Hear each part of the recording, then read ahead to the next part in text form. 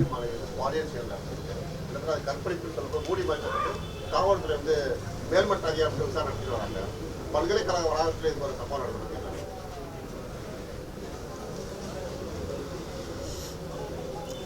இது போன்ற கொடுஞ்செயல்கள் எப்போவாவது வெளியில் வரும்போது தான் இது குறித்து பேசுகிறோம். ஆனால் நிறைய இடங்களில் இது நடக்குது, அது மறைக்கப்படுது. உங்களுக்கு கடந்த காலங்களே உங்களுக்கு தெரியும். அதுக்கு உடனடியாக நடவடிக்கை எடுத்து கடும் சட்ட நடவடிக்கை எடுத்து தண்டனைகளை வழங்காதனால தான் இது அப்படியே செய்தியாகவே இருந்து கடந்துது. இப்போ உங்களுக்கு தெரியும், பொள்ளாச்சியில் நடந்த கூட்டு வன்புணர்வு கொலைகள், இந்த வன்புணர்வெல்லாம் காணொலியாக வரும்போது எவ்வளவு பதறி துடித்தார்கள் மக்கள். அப்போ அந்த எதிர்கட்சியாக இருக்கும்போது ஒன்று பேசினார்கள், திருப்பி அதிகாரத்துக்கு வரும்போது அதை பற்றிய நடவடிக்கை எடுத்ததாகவே செய்தி. அதனால இந்த குற்றங்கள் ஒரு செய்தியாகவே வைத்து கடத்தப்படும் போது, அது மறைக்கப்படும் போது இந்த குற்றச்செயல்கள் தடுக்கப்படாமல் மீண்டும் மீண்டும் தொடரும். கடும் தண்டனைகள் மூலமாக தான் இது மாதிரி நிகழ்வுகள் நடந்தால் கடும் தண்டனை இருக்குங்கிற ஒரு உளவியல் அச்சம் வந்தால் தான் இந்த மாதிரி குற்றங்கள் தொடராது. இப்போ இது மாதிரி பார்க்கும்போது நம்ம பெண் பிள்ளைகளை படிக்க அனுப்புகிற நம்முடைய அப்பா அம்மா, நம்முடைய குடும்பத்தில் இருக்கிறவர்களுடைய மனநிலை தான் ரொம்ப முக்கியமானது. ஒரு அச்சமின்றி நம்ம பிள்ளைகளை அனுப்பி வைக்க முடியாது. அப்படின்னு ஒரு தாய், நான் ஒரு போராட்டத்தில் ஈடுபட்டு கொடுக்கும்போது ஒரு 60 வயசு 70 வயசு இருக்கிற ஒரு பெரியம்மா என் கையை பிடிச்சி அழுதாங்க. உங்களுக்கு சொல்ல வார்த்தைவர்கள் என்னென்னா, அந்த பிள்ளைகளை பள்ளிக்கூடம் கல்லூரிகளுக்கு அனுப்பிட்டு நிம்மதியப்படுத்தி உறங்க முடியல, ஏதாவது நீ செய்ய அப்படின்னாங்க. அது சொல்லி இப்போ ஒரு 10 வருஷம் இருக்கும். நான் அந்த நேரத்தில் என்ன செய்கிறது? இப்போ நீங்கள் சொல்கிறதுக்கு பதில் தான் நான் சொல்ல முடியுது. இது மாதிரி குற்றங்கள் தொடராமல் இருக்கணும். கல்லூரி வளாகங்களில் உங்களுக்கு தெரியும், கல்லூரி பள்ளிகள் வழிபாட்டு தலங்கள்லேயே அதிகமாக போதைப் பொருள் விற்கிற பழக்கம் வந்துடுச்சு.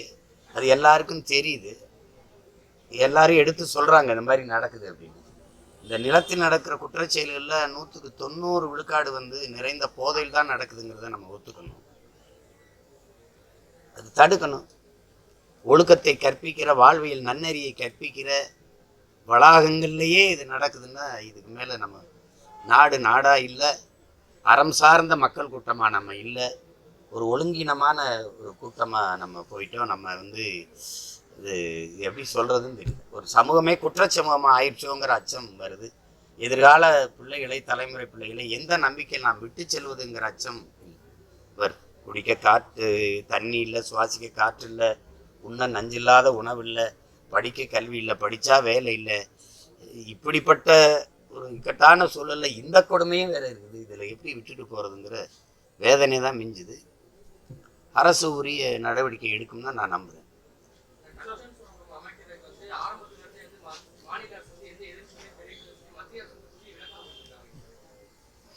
இதை நீங்கள் அன்பு தம்பிக்கு நான் சொல்லுவேன், இந்த நீங்கள் அண்ணன்ட்ட கேட்கக்கூடாது. ஆளுங்கட்சி எதிர்கட்சியாக இருக்குது, மாறி மாறி இருக்கிற இந்த கட்சியில்ட்ட தான் நீங்கள் கேட்கணும். என்ன நாடகத்தை சட்டசபையில் போட்டாங்கன்னு நீங்கள் பார்த்தீங்க. ஒன்றால் தான் இது நடந்ததுன்னு, இல்லை ஒன்றால் தான் நடந்ததுன்னு நமக்கு தெரியுது. இவங்க 2 பேரால் தான் நடந்ததுன்னு. ஏடிஎம்கே தான் பண்ணிருச்சுன்னு மாண்புமிகு முதல்வர் அவர்கள் பேசும்போது நீங்கள் எதுக்காக எதிர்க்காமல் இருந்தீங்கன்னு இது குறிப்பாக ஐயா தம்பிதுரை மேலே அவங்க குற்றம் சாட்டுறாங்க, இவங்க ஐயா துரைமுருகன் மேலே சொல்கிறாங்க. இப்படி மாறி மாறி சொல்கிறாங்க. ஆனால் ஏதோ ஒன்று நடந்துருச்சு. மத்திய அரசு தெளிவாக சொல்லுது, நாங்கள் இந்த இதை கொண்டு வரும்போது நீங்கள் எந்த எதிர்ப்புமே காட்டலைன்னு. அப்போது உங்கள் தீர்மானம் ஏமாற்று தானே? 2 ஏக்கர் தான் நாங்கள் எடுத்திருக்கோம் இந்த பள்ளி பாதுகாப்புக்கு. மற்றபடி நீங்கள் எடுக்கலான்னு சொன்னது எல்லாவற்றையும் நீங்கள் டால்மியாவுக்கு நீங்கள் 10,000 ஏக்கர் எடுத்து கொடுத்தது யாரு? அணு உலையை வச்சுக்கலாம்னு சொல்ல அனுமதிச்சது யாரு? ஒரே கேள்விதான். கொண்டு வந்தது காங்கிரஸ்ன்னு வச்சுக்கிறோம். இந்த கட்சி திணிச்சது எது? இந்த நிலத்தில் இந்த 2 கட்சிகளுக்கு தெரியாமல் இதை நட்டுட்டு போயிட்டான அணு உலையை? இல்லை ஸ்டெர்லைட் வந்துடுச்சா? மீத்தேன் வந்துடுச்சா? இந்த நச்சு திட்டங்கள்லாம் வந்துடுச்சா? எப்படி வந்தது? அதே மாதிரி தான் இது.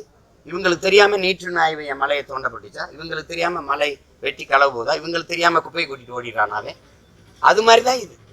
மக்களின் தன்னெழுச்சியான பெரும் போராட்டத்தின் மூலமாக தேர்தல் நெருங்கும் போது தமக்கு வாக்கு குறைஞ்சிருமோ, தோல்வி வந்துருமோங்கிற பயத்தில் தேர்தல் அரசியலுக்காக திருப்பி நீங்கள் ஒரு வெற்றா தீர்மானம் பண்ணுவீங்க. உளமாற இந்த மண்ணை மக்களை நீங்கள் நேசிக்கிறதா இருந்தால் அது வேணா. நீங்கள் டங்ஸ்டன் அது தோண்டினீங்கன்னா, பல கிலோமீட்டர் நீங்கள் தோண்டி போனீங்கன்னா, அது திறந்த வெளியில் வெட்டி எடுக்கும்போது கதிர்வீச்சு பரவி அந்த பகுதியில் எந்த மக்களும் வாழ முடியாதுன்னு உங்களுக்கு. நீட்டுணும் ஆய்வுலாம் தம்பி. நாடெங்கிலும் மலைகள் இருக்கும்போது என்னுடைய மலையை மட்டும் தோண்ட என்ன தேவை இருக்குது? அவங்களே சொல்றாங்க லட்சக்கணக்கான டன் தூசை காற்றுல கலக்குங்கிறாங்க. சும்மா இருக்கும்போதே சுவாச கோளாறு வருது, இது லட்சக்கணக்கான டன். அதுல உள்ள போய் 50,000 டன் எடையுள்ள வெடிமருந்துகளை வச்சு தகர்க்கணும் அந்த ஆய்வு செய்கிறது. அந்த வெடிமருந்தை வச்சு தகர்க்கிற கற்களை எல்லாம் நீங்க என்ன செய்வீங்கன்னா உடனே ரோடு போடுவோம்னு அறிக்கை கொடுக்குறாங்க தம்பி. இதெல்லாம் நீங்க எதையாவது நம்புற மாதிரி இருக்குதா பாருங்க. அப்போது கேப்பாரற்ற ஒரு ஒரு ஒரு தரிசு நிலம் போல தமிழ்நாடை மாற்றி விட்டுட்டாங்க. யார் வேணாலும் வரலாம், யார் வேணாலும் எடுக்கலாம். நான் போய் போராட்டம் அறிவித்த பிறகுதான் இவங்க தீர்மானம் போடுறாங்க. அவங்க அனுமதி தராமல் காவல்துறையில் இருக்குது. நான் நீதிமன்றத்துக்கு போகிறேன். அவள் நீதிமன்றம் கூட கேட்குது, அது ஏதோ கார்த்திகை தீபமாமே அப்படின்னு. நான் உயிரோடு இருந்தால் தானே தீபம் எரியாது, அதனால நீங்கள் எனக்கு அனுமதிங்கன்னு சொல்லி பாப்பா தடை மீறி தான் நான் போராடினேன். இங்கே எல்லாம் அரசு தீர்மானம் போட்ட பிறகு எதுக்கு வெட்டி அவர் போராட்டம்? அது கேட்குது, மத்திய அரசு சொல்லுது. அப்போ நான் கேட்கும்போது ஒன்றுமே சொல்லாமல் உட்காந்துட்டியே அப்படின்னு. இப்போ கூட என்ன சொல்லுது பாருங்க, அந்த குறிப்பாக அந்த பல்லுயிர் பெருக்க இருக்கிற அந்த இடத்தை விட்டுட்டு மற்ற இடத்துல நாங்கள் ஆய்வு செய்யலாம் எடுக்கலாம்ங்கிறதுல தான் அந்த முடிவில் தான் இருக்குது. இப்போ நாங்கள் எதை நம்பி இருக்கிறோம்? எங்களை தாண்டி தான் நீ நிலத்தில் ஒரு புல், ஒரு கல்லில் ஒரு புல்லை கூட நீ தொடணும். அது என்ன, நாங்கள் எந்த பரம்பரையில் வந்திருக்கோம் பாருங்க. என் நிலத்தில் ஒருபடி மண்ணை அந்நியன் தொடக்கூடாதுங்கிறதுக்காக போராடி செத்த வீர மரபில் வந்தவங்க நாங்கள். அது அந்த காலத்தில் அப்போ என்கிட்ட ஒன்றும் படை இல்லை, நாங்கள் இவ்வளோ பெரிய கூட்டம் இல்லை, அதனால நீங்கள் எல்லாம் ஆட்டம் கட்டிக்கிட்டீங்க. நான் தான் சொல்கிறேன், நீ ஏர்போர்ட்டு கட்டிடு, 5000 ஏக்கரில் பார்ப்போம். எங்கள் அனல் மின்சாரத்தை நீ விரிவாக்கம் பண்ணிடு பார்ப்போம். என்னை தாண்டி தான் நீங்கள் என் நிலத்தில் நீங்கள் இது பண்ணணும். நீ இப்போ பெரிய இராணுவத்தை கொண்டு வா, அதை பற்றி எனக்கு பொறுத்தது கிடையாது. தீர்மானம், சட்டம். எனக்கு என் நிலமும் வளமும் என் மண்ணும் என் மக்களின் நலமும் தான் எங்களுக்கு முக்கியம். கட்சி, தேர்தல் அரசியல், ஓட்டு அரசியல் அது 4ஆம் பட்சம். நீ இப்போ எல்லாம் போயா அப்படின்னு போயிடுவோம். அப்புறம் ஓட்டை வாங்கி நான் என்ன பண்ண போகிறேன்? அதிகாரத்துக்கு என்ன பண்ண போகிறேன்? எல்லாத்தையும் கையெழுத்து போட்டு என் நிலத்தையும் வளத்தையும் தோண்டி எடுத்துகிட்டு போகணும்னு சொல்கிறதுக்கா?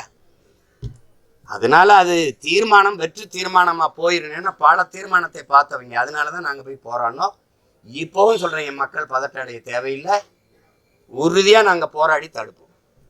பள்ளி மாணவர்களுக்கு 8ஆம் வகுப்பு முறையில் ஆல் பாஸ் முறையை ரத்து செஞ்சது குறித்து அண்ணாமலை கேட்டு காமராஜர் காலத்தில் குவாலிட்டி அதிகப்படுத்தணும், இந்த காலத்தில் குவான்டிட்டி, காமராஜர் காலத்தில் குவான்டிட்டி அதிகப்படுத்தணும், இந்த காலத்தில் குவாலிட்டி அதிகப்படுத்தணும்னு சொல்லியிருக்காரு.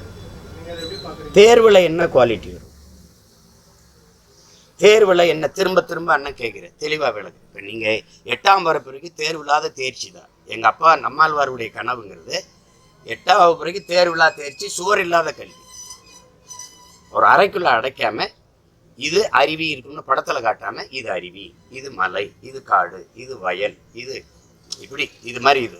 நீங்கள் ஆண் யானைக்கு தந்தம் இருக்குன்னு ஓராண்டு பாடத்தை நடத்துறதை விட ஒரு விலங்கியல் காப்பகத்தில் கொண்டு இது ஆண் யானை தந்தம் இருக்குது, இது ஆண் மயில் தொகை இருக்குது, ஒரே நாளில் 1 மணி நேரத்தில் முடிஞ்சிருது. இதுக்கு ஏன் ஓராண்டை வீணடிக்கிறீங்கிறது தான் நம்மளுடைய கேள்வி.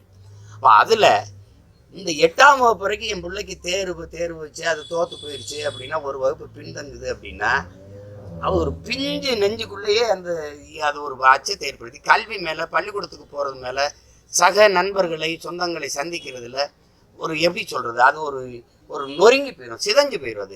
அது கல்வினாவே படிக்கிற பள்ளிக்கூடம் போகிறதுனாலே ஒரு பயம் ஆயிரும், அதுக்கு கொலைக்களத்துக்கு போகிற மாதிரி ஆயிரும். கல்விங்கிறது சுகமானது, சுமையானதல்ல. அப்படிதான் பிள்ளைகளுக்கு கொடுக்கணும்.